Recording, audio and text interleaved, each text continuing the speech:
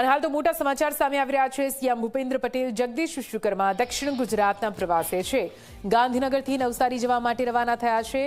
પ્રધાનમંત્રીના 12 વર્ષની ઉજવણી નિમિત્તે નવસારી જઈ રહ્યા છે। વંદે ભારત ટ્રેનમાં સવાર થઈને નવસારી જવા માટે રવાના થયા।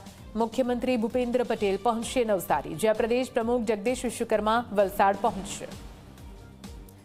વધુ માહિતી સાથે સંવાદદાતા દુર્ગેશ ફોનલાઈન પર જોડાઈ ગયા છે। દુર્ગેશ, મુખ્યમંત્રી સહિતના મહાનુભાવો નવસારીની મુલાકાતે આવી રહ્યા છે, કઈ રીતે પૂરો કાર્યક્રમ રહેશે?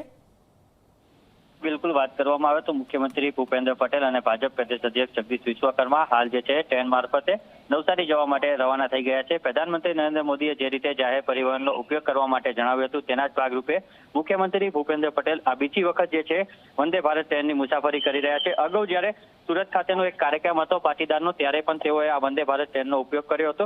ત્યારે આજે સાંજે જે કાર્યક્રમની અંદર નવસારીની અંદર હાજરી આપવાના છે, તે કાર્યક્રમની અંદર જતા પહેલા જ તેઓ ગાંધીનગર રેલવે સ્ટેશન ઉપર પહોંચ્યા હતા અને હાલ વંદે ભારત ટ્રેન મારફતે નવસારી જવા માટે રવાના થયા છે।